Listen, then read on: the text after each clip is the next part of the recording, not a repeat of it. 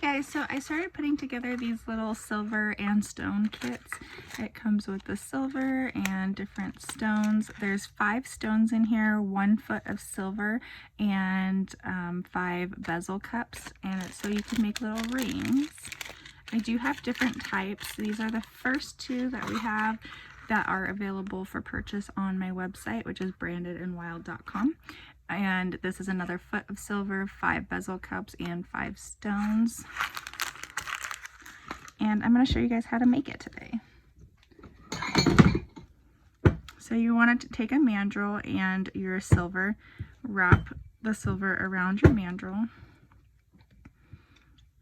And whatever size you want to make it, say you want to make it a 7, I would cut it at the 6 mark.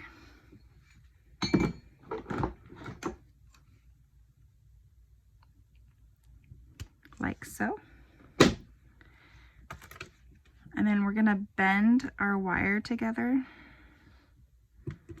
You are gonna want to have your own tools already. This is just the silver stones.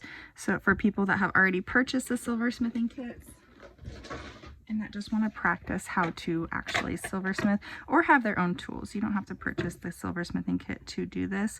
I just suggest it so that way you are using the same tools I'm using, which will make life for you a lot easier, so you can make sure that you have all the tools that I have.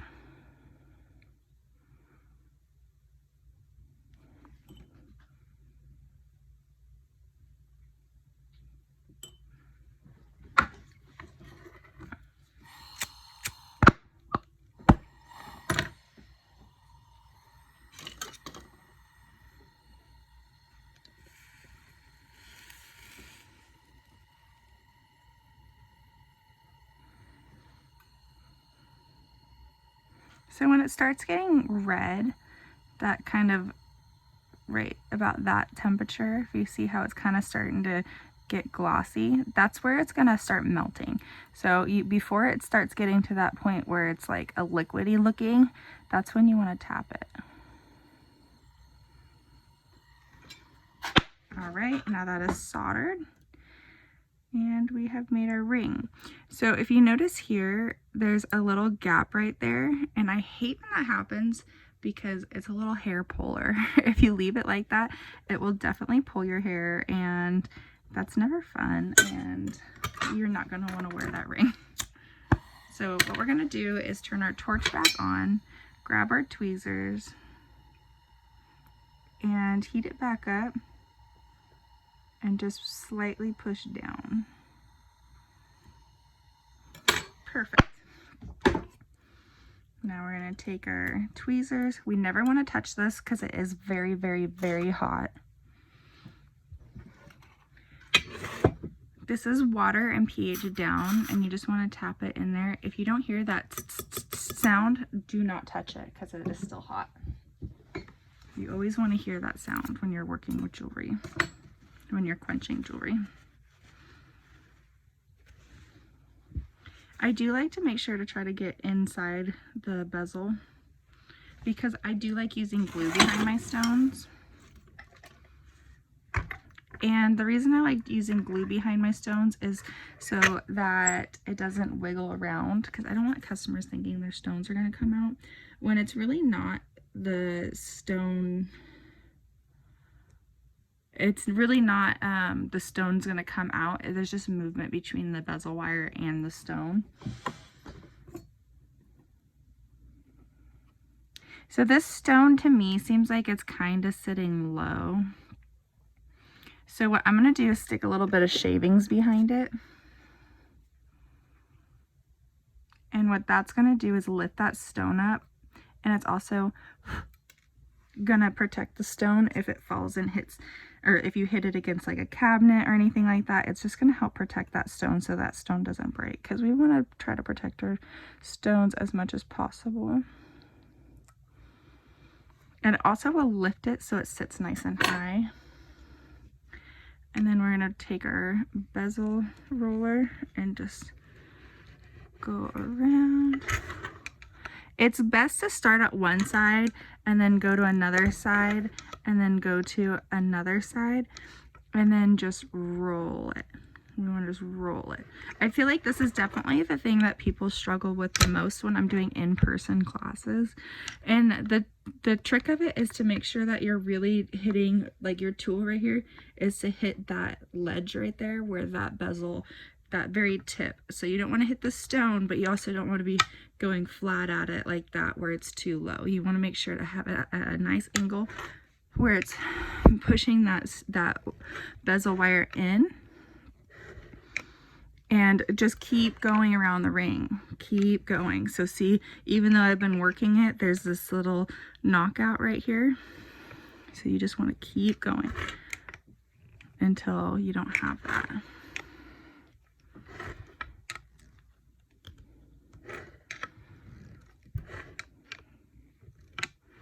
Alrighty.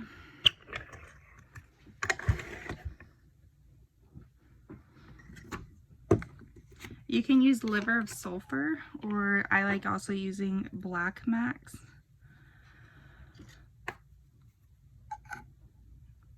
And you can use that to darken the design around the band.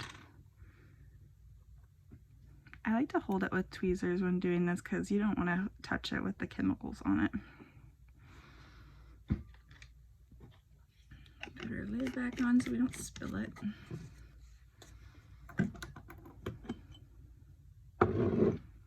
And we have water and baking soda, and that neutralizes the liver of sulfur or the black max. Whichever you are using, this will neutralize it.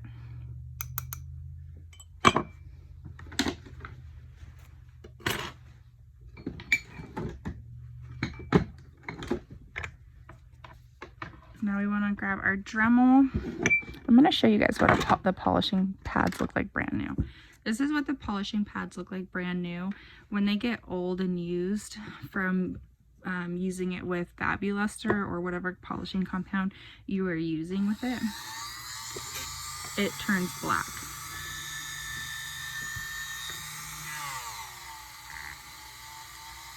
So we just want to get in there, get a good amount on our Dremel. You can kind of see how it's turning more white. And go around our ring. If you have a tumbler, you can also put this in your tumbler before you set the stone. That's what I like to do personally. I do not like to do it by hand if I can prevent it at all costs. But sometimes we don't have the tools quite yet.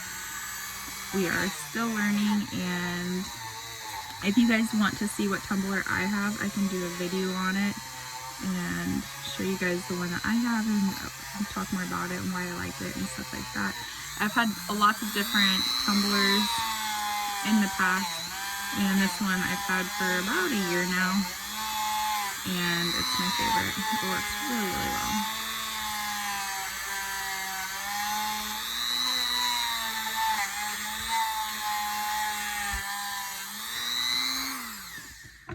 I'm going to put it back on our mandrel, and you can do this before you start to polish. And you know how we were talking about how we wanted it at more of a, so it's sitting at a 6 right now, but say you want it to be a 7 or even a 6.5.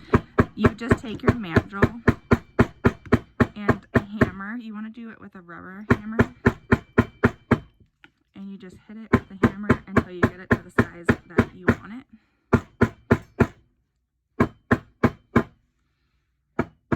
Sometimes you have to turn it over also because it kind of does bend the ring a little bit. So it was sitting lower and now it's sitting kind of higher. And you do have to tap it pretty hard for this to get it to actually move. There we go. Now it's sitting at a 7.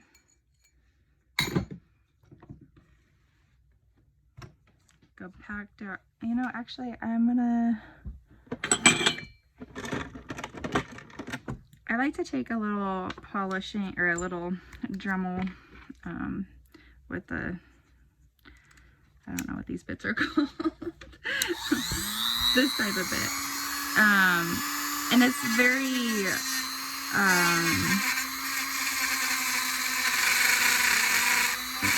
I'll show you guys here in a second. It's not that rough of a Dremel accessory. If you guys know what those are called, leave it in the comments down below. Help a girl out. And so we're doing that just to make sure that it's not sharp, because we don't want anyone wearing our jewelry and getting hurt.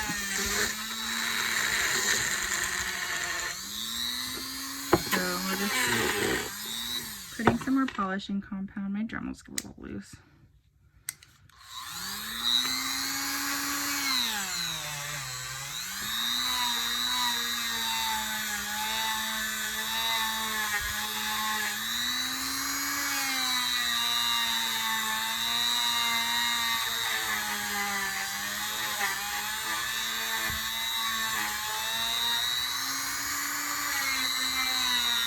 Before you set the stone, you can let it sit in the pH down water mixture.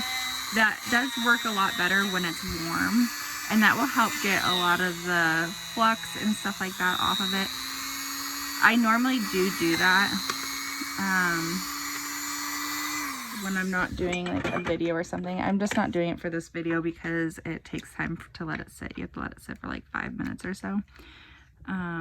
But so this is like the pH down water. So after we quenched it, after we soldered this bezel piece onto it, before we set the stone. So we don't want to soak it with the stone in it because it can eat away at that stone. But, and it won't do it to all stones. It just does it to some stones.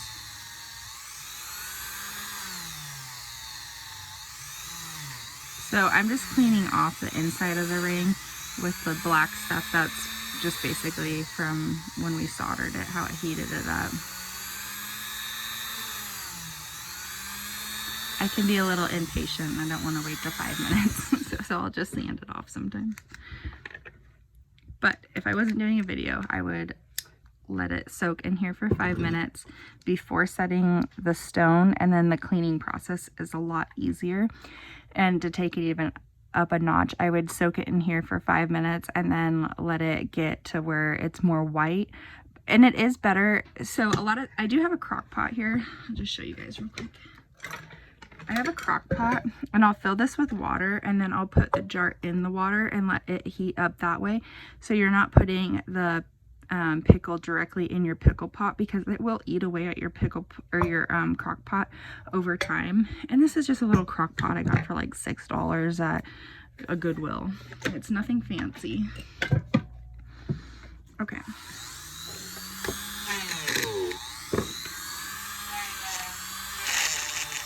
I probably didn't need more. I need more. It's just more of a habit to put more polishing compound on it. If you don't feel like it's polishing, just put more on.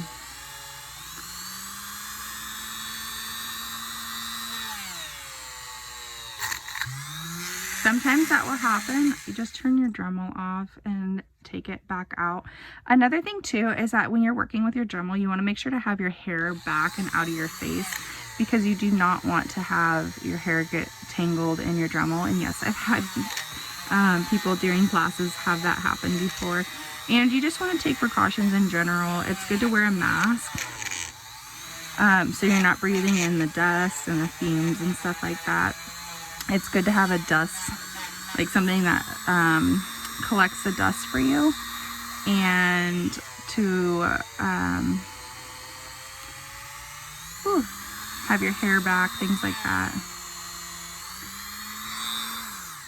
So let me see if I can make it do it.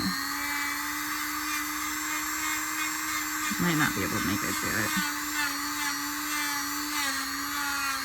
Sometimes it will get really black, like you can kind of see it kind of did it right here where it's black.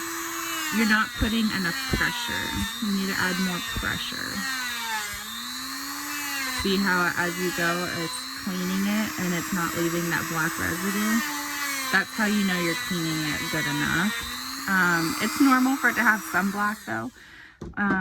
You can always wash the ring off and see what it's looking like and see if you need to polish more or not.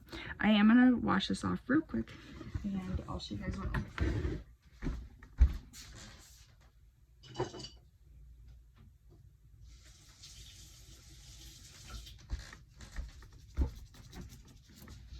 So I'm just using just a tad bit of soap and water and a toothbrush, and I'm just scrubbing it.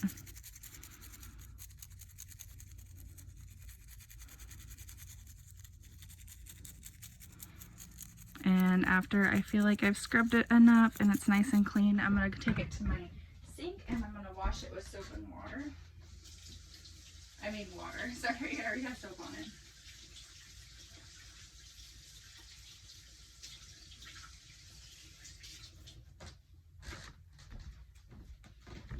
And there we have it. So as of right now, this ring took 16 minutes to make. And that's with me teaching you guys. So I can definitely make quite a few of them in an hour. And these are definitely some of my better sellers when I take them to shops. I sell them between like $25 and $35, just depending on the shop and things like that. So you can definitely sell them for a good price. So if you guys want to make some of these rings, I do have these available on my website, and it comes with everything you're going to need, and it's going to come with silver also. I just haven't taken the time to cut it and put it in there quite yet, but it will have solder in there as well. So it has the silver, the bezel cups, the stones, and it'll have the solder. So hope you guys enjoyed this video, and we'll see you guys soon.